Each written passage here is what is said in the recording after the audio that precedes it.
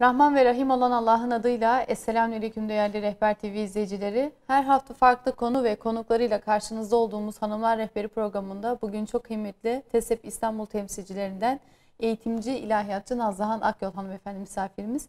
Kendisiyle bugün Kur'an'ın gölgesinde kadın konusunu konuşacağız inşallah. Kur'an'ın gölgesinde kadın nasıl olur, topluma ve aileye nasıl faydaları dokunur, nasıl bir ahlakta olmalıdır, nasıl bir tesettüre ve nizama sahip olmalıdır. Bunları konuşacağız inşallah. Evet Nazan Hanım, hoş geldiniz. Hoş bulduk. Allah razı olsun. Nasılsınız? Çok sağ olun, iyiyim. Siz nasılsınız? Elhamdülillah, sizleri gördük, daha iyi olduk.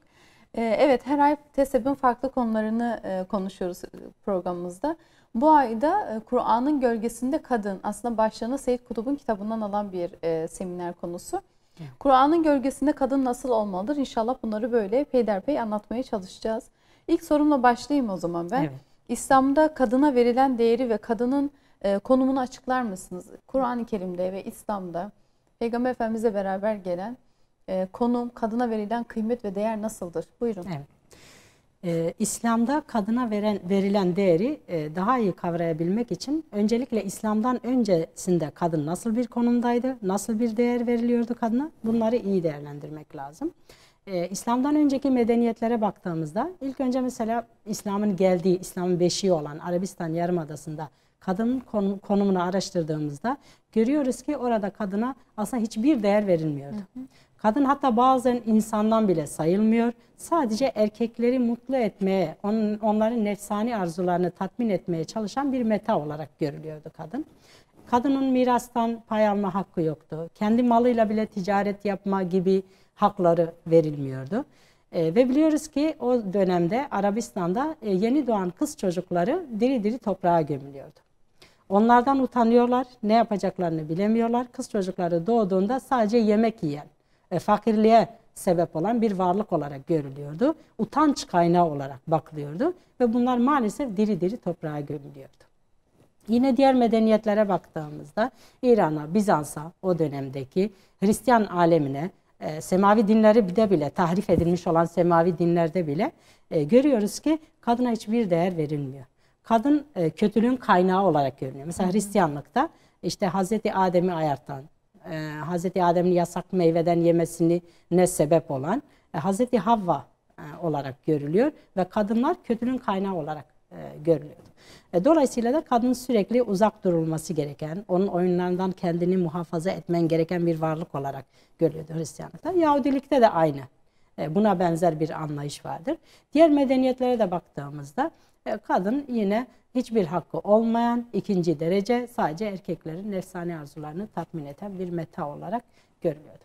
İslam geldikten sonra aslında kadın asıl değerine kavuşmuş oldu. Evet. Kadın artık kötülüğün kaynağı değil, aslında erkeğin çok özenle bakması gereken, emanet gözüyle bakması gereken bir varlık durumuna geldi.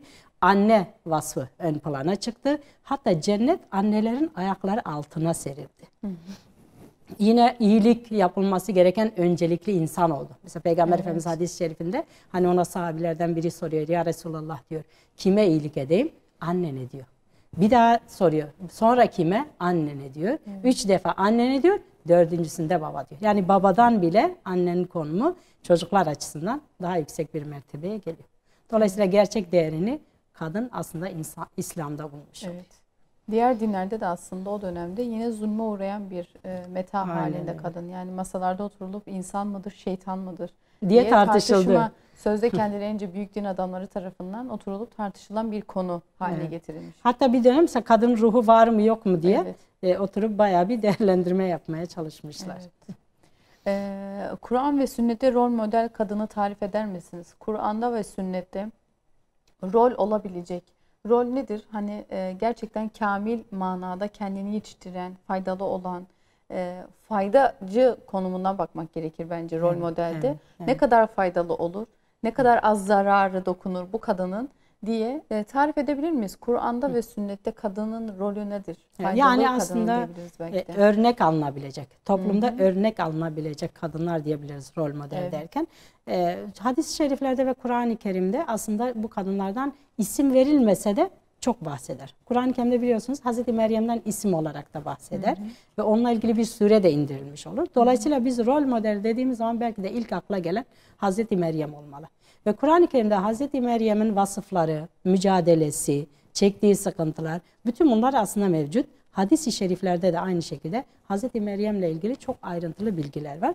Onun dışında da aslında birçok rol model kadın vardır. Gerek Peygamber Efendimizin hanımlarından, gerek sahabi hanımlarından, gerek tarihte mesela Hazreti İbrahim'in hanımları Hacer ve Sare annemiz ve hakeza bunun gibi birçok örnek vardır. Fakat biz hadis-i şeriflere baktığımızda Peygamber Efendimizin 4 tane büyük kadından bahsettiğini görüyoruz. Şöyle buyuruyor Peygamber Efendimiz, cennetlik olan kadınların en faziletlisi şu 4 kişidir diyor. Birincisi İmran'ın kızı Meryem. İkincisi Hüveylid'in kızı Hatice. Üçüncüsü Peygamber sallallahu aleyhi ve sellem Efendimizin yani Muhammed aleyhisselamın diyor kızı Fatıma. Ve dördüncüsü Müzahim'in kızı yani Firavun'un hanımı Hazreti Asiye. Bu dördünü bize rol model olarak sunmuş hadis-i şerifte. Şöyle bir baktığımız zaman bunların en öne çıkan özellikleri nelerdir? Aslında hayatlarının hepsinin ayrıntısıyla araştırılması gerekiyor. Onların takvaları, onların hayat tarzları, çektiği sıkıntılar, İslam uğrunda yaptıkları güzellikler ve mücadeleleri örnek alınabilir. Fakat öne çıkan başlıklarla şöyle anlatacak olursak öne çıkan özellikleri şunlardır. İlk önce Hazreti Meryem, zaten dedik ya o Kur'an-ı Kerim'de onunla ilgili bir surede var ve Hazreti Meryem'in vasıfları öne çıkmış. Rabbimiz onu bir çiçek gibi, bir bitki gibi yetiştirdik diyor Hazreti Meryem için ve iffetiyle ön plana çıkıyor. Kur'an-ı Kerim'in ayetlerine baktığımızda Hazreti Meryem'in en önemli özelliği iffetli olmasıdır. Dolayısıyla bir bayan olarak Hazreti Meryem'den bu konuda kendimize bir rol model olarak onu alabiliriz. Yine Hazreti Meryem mesela medrese eğitimi almış bir kadındır. Küçük daha anne karnındayken Allah'a adanmış. Küçük yaşta medreseye yani mescide bırakılmış. Hazreti Zekeriya aleyhisselamdan bizzat eğitim almış ve bunu hayatına geçirmiş bir bayandır. Dolayısıyla ilimde de Hazreti Meryem öncü kadınlardan ve örnek olan kadınlardan bir tanesidir. Yine Hazreti Meryem'in mücadelesi ve cesareti. Mesela onun hassas olduğu, bir kadın için en hassas olduğu yer Müslüman bir kadın, dindar bir kadın için iffetidir. Ve Hazreti Meryem iffetiyle imtihan oluyor. İftiraya uğruyor. Allah-u Teala'nın kendisine bir mucize olarak gönderdiği evladı Hazreti İsa dolayısıyla bir iftiraya uğruyor.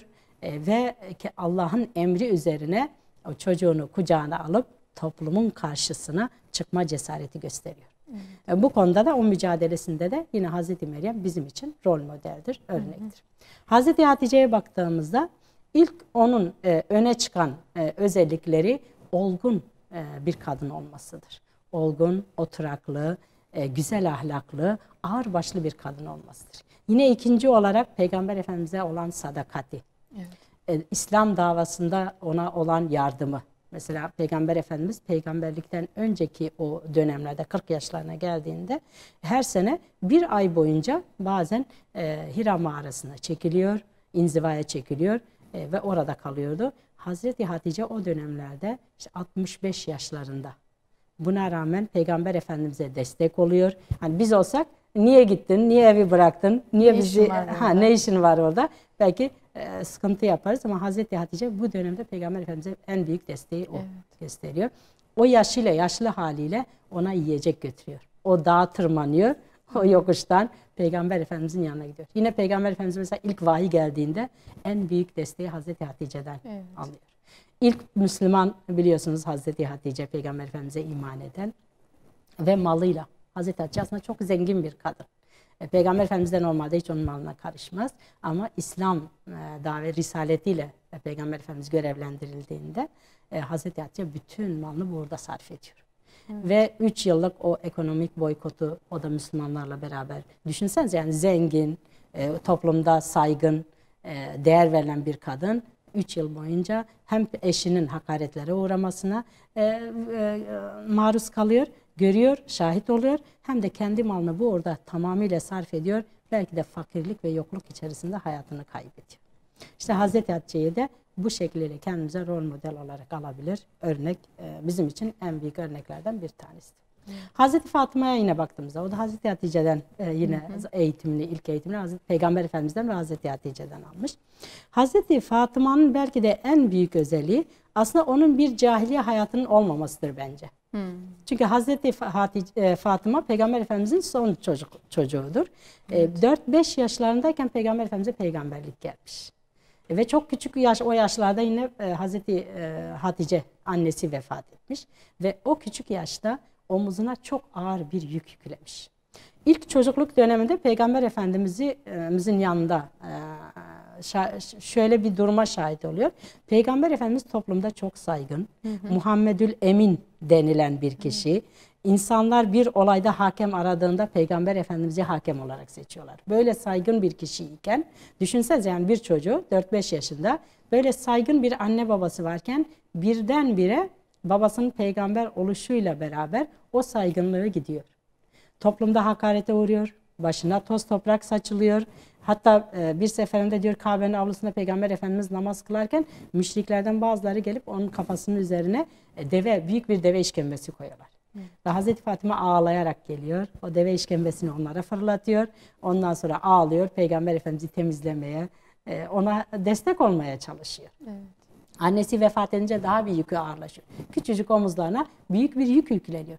Ama o bunun altında şikayet etmiyor. Bu nedir? Niye böyle yapıyoruz? Yani babasına bir gün bile sorduğuyla ilgili baba bıraksam bu daveti dediğiyle ilgili bir şey okumuyoruz. Küçük bir çocuk anlamayabilir. Ama Hazreti Fatıma o olgunlukta. Bu mücadelenin yapılması gerektiği, babasına annesinden sonra en büyük desteği kendisini göstermesi gerektiğini biliyor. Çünkü ablaları evlenmiş. Evet. Evde o babasıyla kalmış ve her yere küçük olduğu için babasıyla gidiyor. O dönemde işte ona Ümmü Ebiha denilmiş. Babasına bir nevi annelik yapmış yani o küçük yaşıyla. Evet. Yine Hazreti Fatıma'yı ileriki dönemlerde Hazreti Ali ile evlendiğinde olgun bir kadın olarak görüyoruz. İlim okumuş. Mesela birçok konuda Hazreti Ali gelip ona danışıyor. Evet. Ona soruyor. Onun görüşünü alıyor. Ve Peygamber Efendimiz'e en çok benzeyen diyor Hazreti Ayşe, Hazreti Fatıma için. Hem sadık bir eş, olgun bir kadın, bir de anne rolüyle görüyoruz Hazreti Fatıma'yı. Belki de onun içindir ki Peygamber Efendimiz diyor ki cennetli kadınların en üstüne Hazreti Fatıma'dır. Evet. Hazreti Hasan ve Hüseyin'i yetiştiren Hazreti Fatıma'dır. Cennet gençlerinin efendilerini yetiştirmiş. Dolayısıyla bir anne olarak da bir çocuk, genç kız olarak da bir çocuk olarak da Hazreti Fatıma bütün kadınların örnek alabileceği bir şahsiyettir. Evet. Ve son olarak Hazreti Asiye'ye de değinecek olursak ve Hazreti Asiye de cesaret ve mücadele sembolüdür aslında. Düşünsenize bir kadını sarayda yaşıyor. Saray hayatında istediği her şey. Elinin altında bir sürü hizmetkar. Ne istese hemen yerine getiriliyor. Evet. Şatavatlı bir saray hayatını yaşarken Hazreti Musa ile beraber ona iman etmesiyle beraber Firavun'un öfkesini üzerine çekiyor. Bir tercih yapmak zorunda. Ya Firavun'un sarayında Firavun'un dediklerini yaparak süslü hayatına devam edecek ya da Hazreti Musa'nın yanında yer alacak, işkencelere, sıkıntılara, eziyetlere maruz kalacak. Evet. Ve Hazreti Asiye öyle bir imana sahip oluyor ki Hazreti Musa'nın yanında yerini alıyor. Hatta Firavun rivayetlere göre onu dışarıda kazıklara bağlıyor. Sıcak güneşin altında ona işkenceler yapıyor. Sadece ona diyor ki Musa'nın Rabbini inkar edeceksin. Eğer inkar edersen bu işkencelerden kurtulacaksın. Ama Hazreti Asiye hayır diyor ve dua ediyor, elini açıyor. Kabul etmiyor Firavun'un isteğini. Ve diyor ki ya Rabbi kendi katında benim için bir ev yap. Evet. Diyor ve o işkenceler altında canını teslim ediyor. Şehit oluyor. Dolayısıyla o da bizim için mücadelede örnek bir kadındır. Rabbim örnek almayı bizlere nasip etsin Amin inşallah. Amin. Peki iyi kadınların özellikleri nelerdir Nazlı Hanım? Yani buna iyi kadın diyebilmemiz için hangi özelliklere sahip olmalıdır? Bir de bu yönden sormuş olalım. Peygamber Efendimizin bir hadis-i şeriflerinde şöyle buyuruluyor. Mümin Allah'a takvadan sonra en ziyade saliha bir eşten hayır görür. Böylesi bir kadına emretse itaat eder, ona baksa sevinç duyar, bir şeyi yapıp yapmaması hususunda yemin etse, kadın bunu yerine getirerek onu yemininden kurtarır, zevcesinden ayrılıp uzak bir yere gitse, kadın hem kendi namusunu korur hem de kocasının malı hususunda hayırlı ve dürüst olur diye hadis-i şerifte geçiyor. Yine Rabbimiz Kur'an-ı Kerim'de iyi kadınların, saliha kadınların özelliklerini birçok ayet-i kerimede beyan etmiştir. Mesela bunlardan birisi Nisa suresi 34. ayet-i kerimesinde Rabbimiz şöyle buyuruyor. İyi kadınlar gönülden boyun eğenler ve Allah'ın korunmasını emrettiği kocasının bulunmadığı zamanda koruyanlardır. Evet. Burada ayet-i kerimede geçen kanitatün kelimesi gönülden boyun eğme, isteyerek itaat etme, sevgi ve arzu manalarını taşıyor. Bu çok önemli bir husus aslında. Yani saliha bir kadın sadece kocasının zorlamasıyla değil veya toplumun dikte etmesiyle, zorlamasıyla değil, kendi isteğiyle kocasına itaat eder. Kendi evini, yuvasını, çocuklarını kendi isteğiyle bakar, korumaya çalışır. Bir de canı gönülden. Hani Aynen, diyor ya evet. orada canı gönülden. Hani bunu sorumluluk, zorunluluk, bir yük olarak değil de isteyerek, severek aslında. Yani, evet. Yani onu canı gönülden şikayet etmeyerek yapar diyor. Evet hepsi. yani Allah'ın rızasını istediği için, Allah'ın rızasını gözeterek, isteyerek kocasına itaat eder, çocuklarına bakar, evini, yuvasını, namusunu, iffetini korumaya çalışan kadındır. Burada Allah kadındır. Teala latif olan kadına böyle latif bir şekilde sesleniyor orada. Hani Evet. sen çok incesin, latifsin ve bu sorumlulukları da bu şekilde karşılayacaksındır. Evet. Hani bunu eziyet yük olarak görmeyeceksin diye ben bu ayetten aslında bunu çıkarıyorum. Sanırım Seyyid Kutup da kitabında da böyle bir açıklama yapmıştı. Burada çok ince bir hitabın olduğundan bahsetmişti. Evet. Gerçekten etkileyici. Evet, bu çok önemli bir konu. Şunu bilmemiz lazım. Yani Müslüman kadınlar olarak bunu bilmemiz lazım. Erkekler olarak da, Müslüman erkekler de bunu iyi bilmeleri lazım. Bir şeyin mübah veya haram oluşu, caiz veya caiz olmayışı konusunda ne kadınlar hüküm verebilir ne erkekler hüküm verebilir. Bunun hükmünü ancak Allahu Teala verebilir. Allahu Teala bir şeye haram demişse haramdır. Bir şeye mübah demişse mübahtır. Şunu yapın demişse bunu yapmamız gerekiyor. Yapmayın demişse yapmamamız gerekiyor. Yani bir yuvada aslında yuvanın, ailenin selameti, çocukların sağlıklı büyüyebilmeleri için bu mevzuya çok önem vermemiz gerekiyor. Bir kadın sadece kocasının isteği üzerine bunları yaparsa sağlıklı olmaz. Kadın da erkek de kendi sorumluluklarını ve görevlerini bilecek. Her iki tarafta ve bunu sorumluluklarını yerine getirirken sadece Allah'ın rızasını gözetecek. Birbirlerine nasihat ettikleri zaman ben istiyorum, ben istediğim için yapmalısın derse sıkıntı olur. Nefis devrede olmamalı yani. Öyleyse. Aynen. Zaten öyle olduğunda iletişim olmuyor. Sıkıntı oluyor. Bugünkü belki de boşanmaların, ayrılmaların, evde problemlerin çıkışının en büyük sebebi bu. Mesela erkek diyor ki benim istediğim gibi olacaksın. Kadın da diyor ki hayır böyle bir hakkın yok. Ben kendi istediğim gibi olurum. Veya erkek kadına dikte ediyor. Benim istediğim gibi bir erkek olacaksın. Aslında bu konuda söz hakkı hiçbirisinin değil. Aslında ona göre değil de ayete göre bir erkek, ayete göre Aynen. bir hanım, kadın olunsa aslında iki tarafın da zıtlaşması ortadan kalkacak ama burada nefsi şeyler de ortaya girdiği için erkek nefsine hoş gelen kısmından alıyor. Kadın nefsine hoş gelen kısmı istiyor. Alıyor. Erkek kendi açısından bakıyor. Evet. Kadın kendi açısından bakıyor. Aslında biraz bencillik işin içine giriyor. Evet. Bazen de dini kullanma işin içine giriyor. Hani ben istiyorum böyle ol, İslam'da da böyle. Hayır, öyle dememek lazım. Bak Allahu Teala böyle istiyor. Allahu Teala'nın rızasına uygun olan budur. Hadi gel diyecek. Erkek de kadın da. Gel diyecek beraber. Ne benim dediğim olsun ne senin dediğin olsun.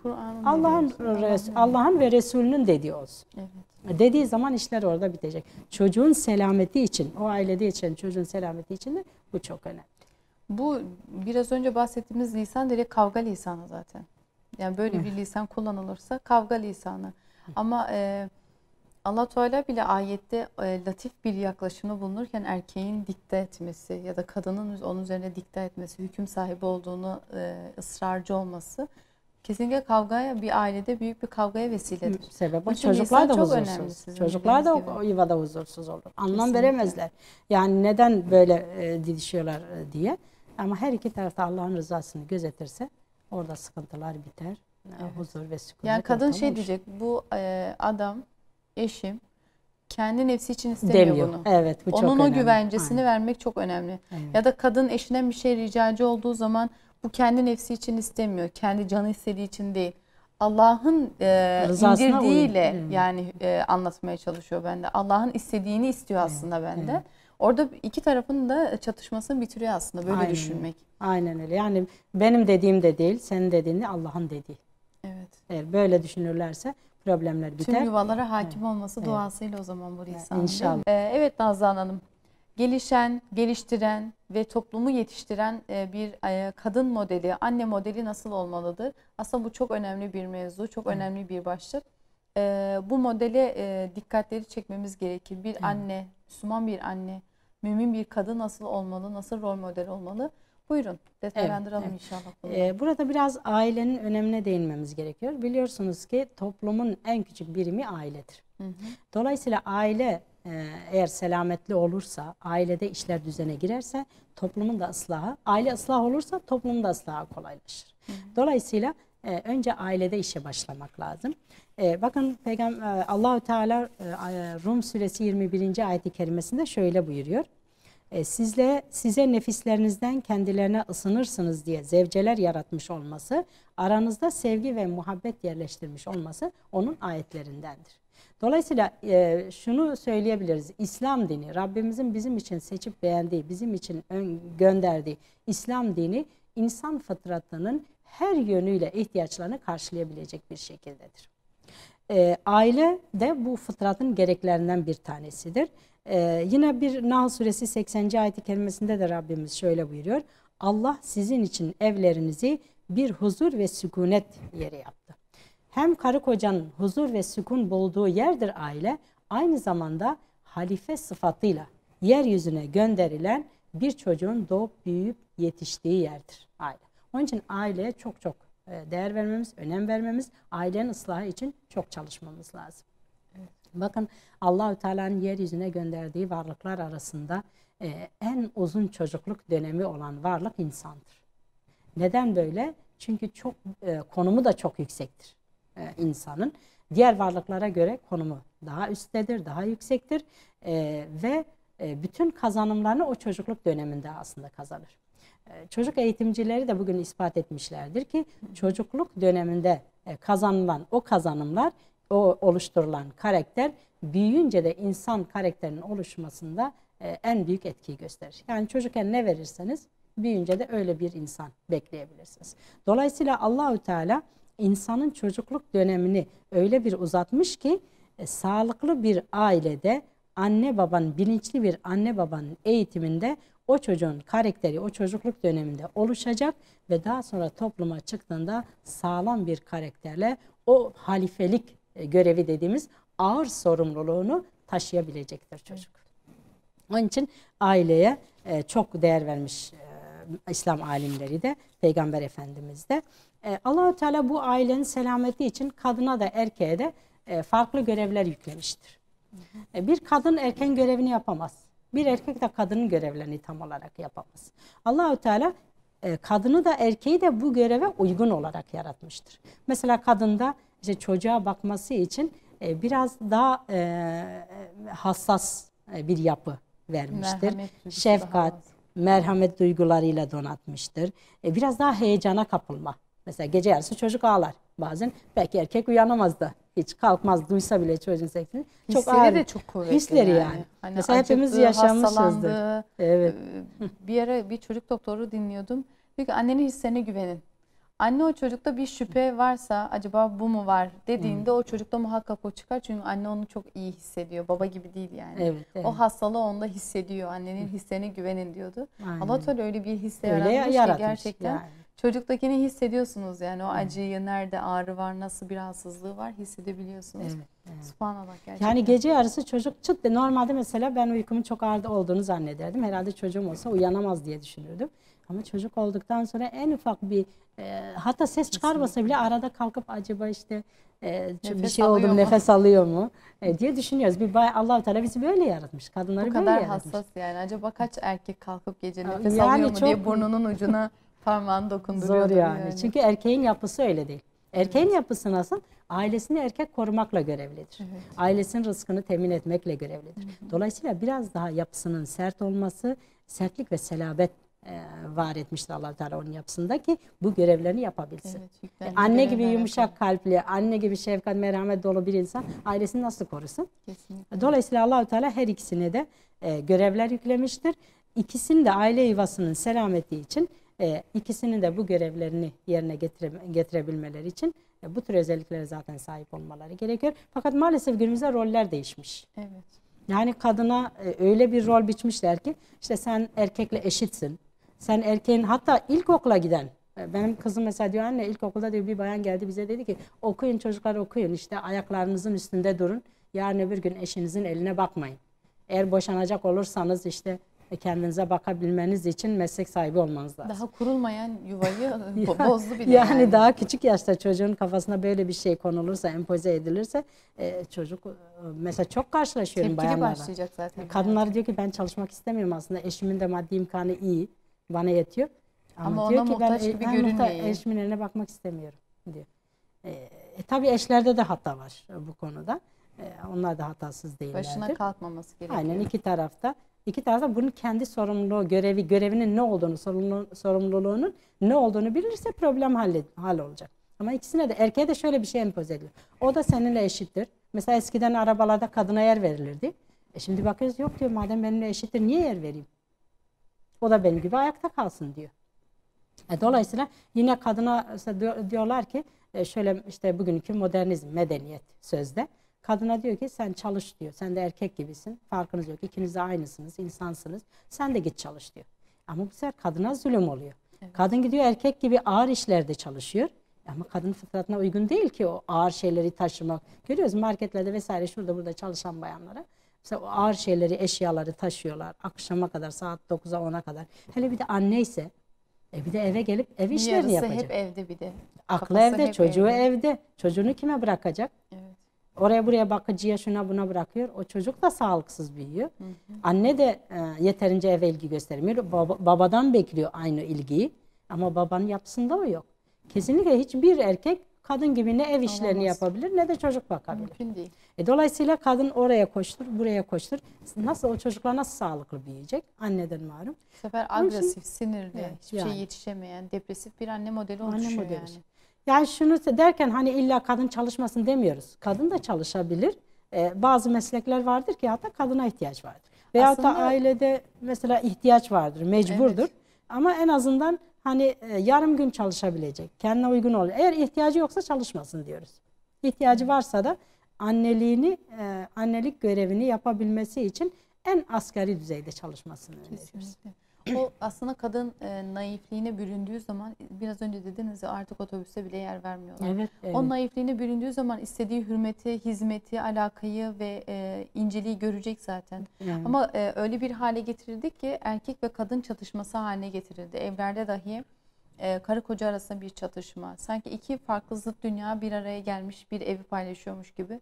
Sürekli bir canhıraş hak peşinde, maalesef, hukuk peşinde. Sürekli hak konuşuluyor, hukuk konuşuluyor. Yani aslında istenilen de buydu. Empoze edilmek istenen de buydu. Çünkü ne kadar çok tartışma varsa o kadar çok dağılan aileler var. İstenilen buydu ve elde ettiler. İşte bu kadının, Müslüman kadının bu rolü, bu bakış açısını değiştirmesi şart bence. Yani aslında güya sözde kadına kendi haklarını, olması gereken hakları verdiler ama aslında en büyük zulmü kadına onlar yaptı. Kadına naifliğini, o duygusallığını, hassaslığını alındı aslında. Sen de bir erkek gibi ol. Halbuki o bir erkek gibi olamaz. Fıtraten olamaz zaten. Hani herkes izin verse de CEO bile olsa, çok güzel şirketlerde de çalışsa erkek gibi olamaz. Onun mantığı farklı çalışıyor, onun hisleri farklı çalışıyor. Duyguları farklı çalışıyor. Yanılıyor muyum hocam? Evet, aynen öyle. Kadına zulüm ediliyor. İslam'a göre kadın evinin sultanıdır. Evet. O sultanlığı ondan aldılar, onu köle haline getirdiler. Evet. Sözde kadın hakları. Kadın haklarını, biz hep öyle büyüdük. Baba eve karışmaz. Evet, evin dizaynına, düzenine, girişine, çıkışına, ne alınacak, ne verilecek, ne lazımdır listede, şuna buna. Baba sadece alır. Evet. Ama kadın da babanın işine karışmaz. Hani nerede çalıştı, kaçta geldi. Şu an herkes birbirine girdi. Erkek evin işine karışıyor. Evet. Kadın dışarı işini yapmak zorunda kalıyor veya karışıyor. Evet. Bu sefer evin içinde de ben reisim çatışması başlıyor. Kesinlikle. Ben de senin gibi çalışıyorum. Ben de eve rızık getiriyorum. O zaman reis benim diyor. En erkek sakin, mülayim kadın bile bir saatten sonra ben demeye başlıyor. Evet. Erkek de bu sefer şey yapar Rümeysa Hanım, bu konu da çok önemli. Hı hı. Nasıl olsa parası var diye önemsemez. Bütün bu sefer evin sorumluluğu, yükü, masrafı kadın üzerine yükleniyor. Bu sefer kadın bunu da düşünmek zorunda. Karşısında erkekleşmeye çalışan bir kadın var Yani. Adam da rahatlıyor, bırakıyor yani onu. artık mutfak masrafını nasıl karşılayacağım, şunu nasıl, alışverişte şunu nasıl yapacağım. Halbuki eskiden mesela her şeyi eve erkek getirirdi. Evet. Mecbur olmadıkça kadın çıkmazdı. Kadın sadece gelen eşyalardan evin düzenini Tek kurardı. sorumluluğu çocuğu ve evinin dizaynı, misafirini ağırlaması. Aslında kadın o dönem daha rahat rahattı. yani. Evet. Daha rahattı psikolojik olarak da, beden olarak da, ama şu an öyle Maalesef. değil. Kadın erkekleşmeye çalıştıkça erkek de kendi sorumluluklarını Ona fark yüklüyor. etmiyor kadın, ama Evet, ona evet. yüklüyor. Evet. Gidebilirsin, pazara da git, çarşıya da git, şuraya Madem da öyle git, her buraya şeyi da sen git. al madem. Yap yani. Bu bence kadın için olmaması Bir gereken zulüm yani. bir zulüm. Evet. Aynen o şekilde. Peki mümin kadını iç ve dış terbiyesi nasıl olmalıdır? İç terbiyesi tabii ki çok önemli, ama dış terbiye de nefse hakim olmak, onun sınırlarına Tesettür. siz değineceksiniz, tesettür. Nasıl olmalıdır? Buyurun. Özellikle tesettürle ilgili Rabbimiz Kur'an-ı Kerim'de biliyorsunuz 2 tane çok mühim bu konuyla ilgili ayet-i kerime vardır. Bunlardan bir tanesi Nur suresi 31. ayet-i kerime. Burada Rabbimiz şöyle buyuruyor. Estağfirullah. Mümin kadınlara da söyle, gözlerini haramdan sakınsınlar, ırzlarını korusunlar, kendiliğinden görünen kısmı müstesna zinetlerini göstermesinler. Başörtülerini yakalarının üzerinden sarkıtsınlar. Yürürken gizledikleri süsleri bilinmesin diye, bu da ayetin devamı. Tabii arada kimlere gösterebileceği geçiyor.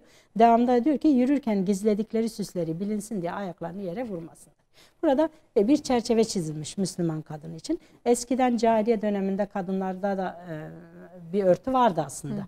Bir başörtü vardı ama başörtülerini arkaya atarlardı. Boğazları, gerdanları, küpeleri, kulakları vesaire görünürdü. Ayaklarına da halhal takarlardı. Ve yürüdükleri zaman da bilerek ayaklarını yere vurup ses çıkarırlardı. Erkeklerin dikkatini çekmek için. İşte Allah-u Teala kadınları, Müslüman kadınları bundan korumaya çalışıyor. Bundan koruyor. Onlara şöyle bir emirde bulunuyor. Yani kendinizi bu tür davranışlardan koruyun. Tesettürünüze dikkat edin. Yine Ahzab suresi 59. ayet-i kerimede ey peygamber eşlerine, kızlarına ve müminlerin kadınlarına söyle dış giysilerini, hani orada cilbap kelimesi geçiyor, üzerlerine bürünsünler. Bu tanınıp rahatsız edilmemeleri için daha uygundur. Yine cahiliye döneminde mesela dediğim gibi bir örtü vardı. Hani müşrik kadınlarda bile bir örtü vardı. Örtüsüz olanlar kimlerdi? Cariyeler, hizmetçiler, değersiz olan kadınlar örtüsüzdü. Ve onlar işte her türlü insanlar bunlara sarkıntılık edebiliyor. Bazı hoşlanmadıkları davranışlarda bulunabiliyor. Onları rahatsız edebiliyorlardı. Kimse de buna karışmazdı. İşte Allahu Teala sizin bu cariye ve köle kadınlardan ayrılmanız için, tanınmanız için, iffetli ve temiz olarak bilinmeniz için dış örtülerinizi giyerek dışarı çıkın. Şu anda bile öyle. Tesettüre büründüğün zaman, dışarı çıktığın zaman insanlar sana değer veriyor. Hatta biraz önce arabadan bahsettik ya, biz örtülü olduğumuz için çoğunlukla bize yer veriyorlar. Bu tesettüre verilen bir değerdir. Bunlar dindar insanlardır, iffetli ve temiz kadınlardır diye o dönemde de örtülü olan kadınlara ilişmezlerdi. İşte Allah-u Teala da bu şekilde Müslüman kadınların cilbaplarını dışarı çıkarken giymelerini istiyor. Peki bir de cilbap, bunu biraz tarif edecek olursak, Allah-u Teala'nın bize Müslüman kadına giymelerini emrettiği cilbabı bütün alimlerin ortak görüşü olarak. Şimdi farklı görüşler vardır, eklemeler, ayrıntılar vardır ama ortak görüş olarak cilbap dediğimiz zaman baştan ayak topuklarına kadar uzun olma şartı var. Vücut hatlarını göstermeyecek kadar geniş olma şartı var. Şeffaf olmayacak, yine içini göstermeyecek şekilde şeffaf olmayacak. Koyu renklerde özellikle tercih edilecek. Dikkat çekici, parlak ve süslü kıyafetler olmayacak. Dolayısıyla Müslüman kadınlar dışarı çıktıklarında giyecekleri dış örtü olacak ve dış örtü bu 4 özelliğe sahip olacak diyoruz. Evet. Yine Allah-u Teala ayrıyeten bir de Peygamber Efendimizin hanımları için önerdiği bazı özellikler vardır. Ama Kur'an-ı Kerim'de zikredilmiş. Eğer Kur'an-ı Kerim'de bir ayet olarak geçmişse demek ki sadece peygamber eşlerine değil diğer kadınları da bağlar. Ama özellikle kimler içindir? Peygamber Efendimizin eşleri o dönemde rol model dediğimiz kadınlardı.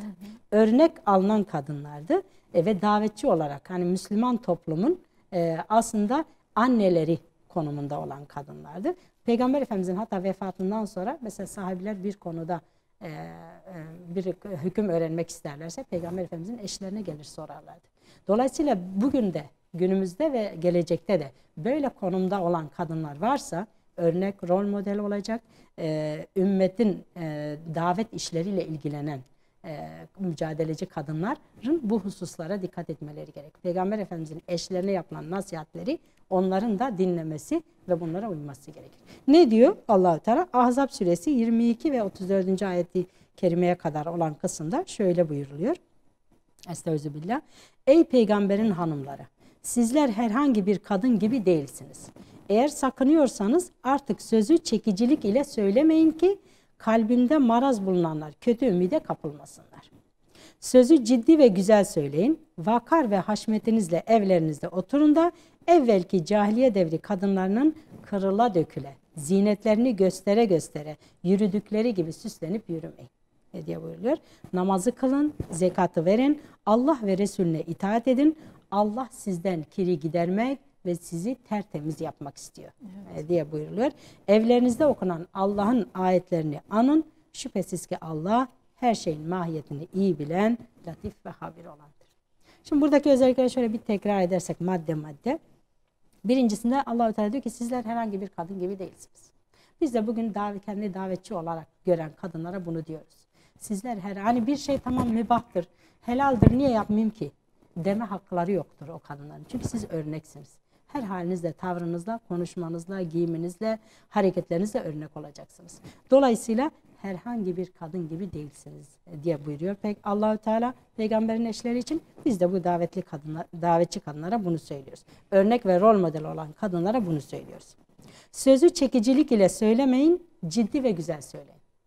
Şu da bir gerçektir ki Allah-u Teala kadını süslü ve çekici bir varlık olarak yaratmış. Erkeği de dikkatlerini çekecek. Yani kadınların her hareketi erkeğin dikkatini çekecek şekilde yaratmıştır. Erkeği de bundan etkilenecek şekilde yaratmıştır. Dolayısıyla özellikle erkeklerle konuşurken kadınların buna çok dikkat etmesi gerekiyor. Sözü çekici bir şekilde söylemeyecekler, dikkatli konuşacaklar. Bu şekilde Allah-u Teala bize bunu peygamberin eşlerine başta olmak üzere bütün Müslüman kadınlara bunu emretmiş. Vakar ve haşmetinizle evlerinizde otur. Tabi bu demek değildir ki hiç dışarı çıkmazlar. Peygamberin eşleri de dışarı çıkmıştır. Bir işleri olduğu zaman çıkmıştır. Ama şunu bilmemiz gerekir. Müslüman kadının asıl yeri evidir. Dedik ya, evinin sultanıdır. Gerektiği zaman çıkacak, işi bittiği zaman evine dönecek. Onun asıl görevi anneliktir, evidir, ailesidir. Yine diğer madde evvelki cahiliye devri kadınları gibi zinetlerini göstererek yürüdükleri gibi süslenip yürümeyin, açılıp saçılmayın. Maalesef çevremizde çok görüyoruz. Dış örtü bazen iç örtüden daha süslü olabiliyor. Evet. Daha çekici olabiliyor. Dolayısıyla buna da çok dikkat etmemiz gerekiyor. Namazı kılın diyor Rabbimiz, zekatı verin, Allah ve Resulüne itaat edin, evlerinizde okunan Allah'ın ayetlerini ve hikmeti an. Dolayısıyla mümin kadın, Müslüman kadın, rol model kadın evinin içinde Allah'ın ayetlerini okuyacak, onun üzerinde tefekkür edecek, onlarla donanacak ve kendi çocuklarını da bu şekilde yetiştirecek. Çok az bir sürem kaldı ama bu soruyu sormadan da bitirmek istemiyorum. Evet. Kul kadın mı, kukla kadın mı, güçlü kadın mı, kamil kadın mı? Buyurun. Evet. Şimdi selim fıtrat aslında gerek bedeni ayıplardan, gerek de ruhi ayıplardan tiksinir. Onun açığa çıkmasını istemez. Ama maalesef günümüzde aslında örtmek ve kapatmak fıtri bir duygudur. Ama günümüzde maalesef moda evleri, medeniyet dediğimiz olguyu kullanarak maalesef kadınların örtülerini üzerlerinden çıkartmışlar, onları soymayı başarmışlar. Yani kadınlar öyle bir hale gelmiş ki şu modadır dedikleri zaman kendisine velev ki yakışmasa çirkin de olsa, çok kötü bir şekilde de gösterse onu maalesef giymek zorunda hissediyorlar kendini. Sadece bayanlar değil, aslında erkekler de öyle olmuş. Bir şeye moda dediler, bir dönem baktım mesela farklı ayakkabı. Ayrı ayrı renklerde ayakkabı giyenler bile olmuş. O kadar komik kıyafetlerle dışarı çıkanlar olmuş ki. Bir de şey yapılmış, kadını erkek gibi giydirmeye, erkeği de kadın gibi giydirmeye çalışmışlar. Çoğu zaman arabalara bindiğimizde acaba bu arkadan gördüğümüz zaman acaba bu erkek midir, kadın mıdır diye tereddüt ettiğimiz çok olmuştur. Çünkü ikisinin de kıyafeti aynı. Çok bir fark yok arada. Ancak çok dikkatli baktığın zaman onları ayırt edebiliyorsun. Oysa bütün bunlar maalesef fıtrata terstir ve maalesef insanlar bu değerlerden uzaklaştırılmışlar. İslami değerlerden uzaklaştırılmışlardır. Evet. Bir an önce onun için Müslüman kadının tekrar eski değerine, o evinin sultanı konumuna geri dönmesini arzuluyoruz. Ve bunun için inşallah mücadele edeceğiz. İnşallah. Allah razı olsun. Gerçekten yine verimli bir konu ve içerik seçmişsiniz TESEP olarak. Rabbim hayrınızı kabul etsin. İnşallah buradan da faydalı olduğunu duasıyla kapatmış olalım. İnşallah dinleyenlerimize faydası dokunur. Eksik konuları varsa bu konuyla da bu programla da tamamlamış olurlar inşallah. Aslında konuşulacak çok konular var. Evet. Ama tabii süre kısıtlı olduğu için biz sadece özet olarak değinmeye çalışalım. İnşallah faydalı olmuştur. Allah razı olsun. Ağzınıza yüreğinize sağlık. Evet kıymetli Rehber TV izleyicileri, bugün de programımızın sonuna geldik. Sizlere emanetçilerin en güzeli olan Rahman'a emanet ediyoruz.